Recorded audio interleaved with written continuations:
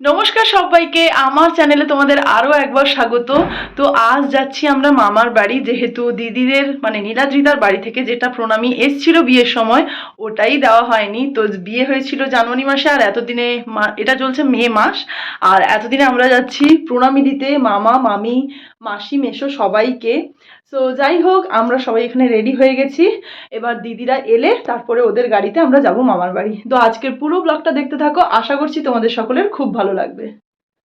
তো এই যে এখানে আমরা সবাই রেডি হয়ে গেছি, আর তাতান থেকে গেছে নিচে, নিচে গেলে ওকেও দেখাবো। তো যাই হোক, তো চলো।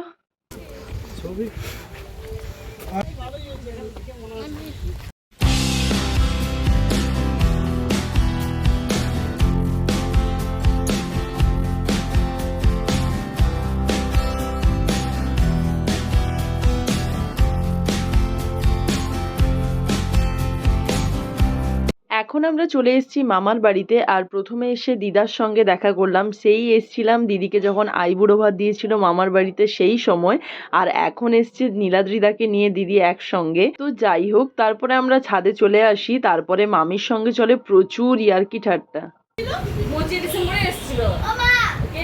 বলবো না কেননা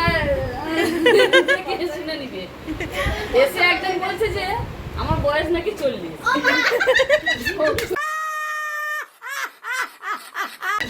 40 তো 40 কি হয়েছে? বয়স 12 বছর। 40 তো না, আমার 28 বছর বয়স। 28 প্লাস, তখন 28 প্লাস ছিল, এখন তোমার 28 বছর বয়সে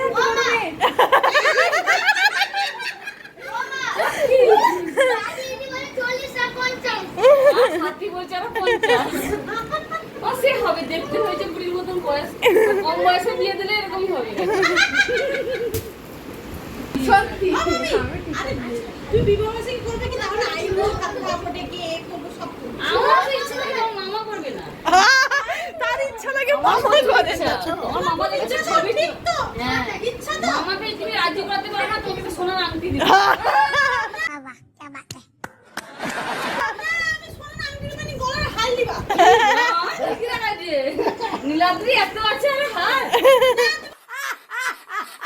সুজা তিনবার খালি কাঁদতো এক মাস। কোথায় গেল ছবিটা?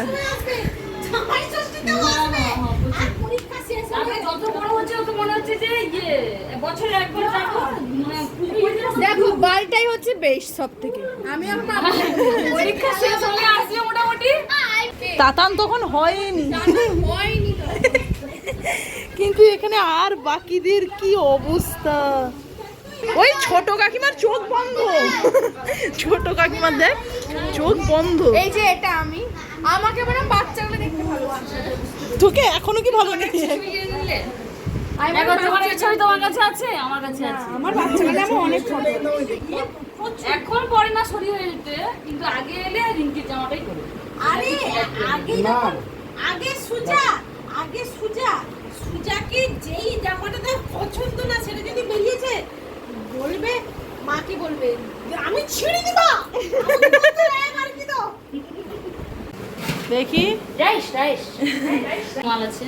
এটা হরেক রকমের, বাবা জামাইয়ের জন্য বড় একটা লেজা। আচ্ছা ঠিক আছে। এটা কি আছে? ঝিঙ্গা চিংড়ি দিয়ে আচ্ছা তরকারি। এটা চিকেন কষা, বাচ্চারা খাবে বলছিল তো। আর এটাতে মালাইকারি। মালাইকারি কারি বাচ্চা এসি কালারটা দেখেছো বাবা নিজে করেছে না। একমাত্র শুধু বাজু। এটাতে হচ্ছে মাটন কষা, না মাটনের ঝোল, এটা কষা নয়।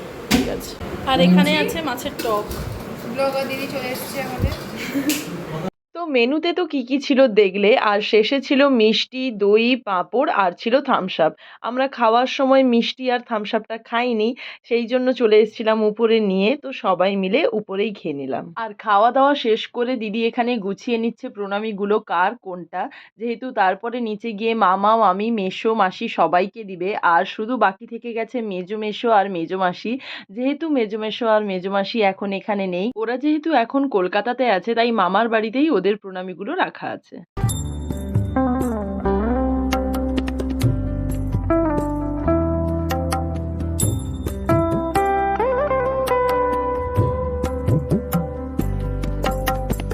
তো প্রণামী দেওয়ার পরে আমরা রেডি হয়ে সবাই মিলে বেরিয়ে পড়ি বাড়ি যাওয়ার জন্য। আর অনেকদিন পরে সবার সঙ্গে প্রচুর মজা হলো। আর তারপরে আমরা আস্তে আস্তে ভাবি যে একটুখানি সি বিচের সাইডে যাব।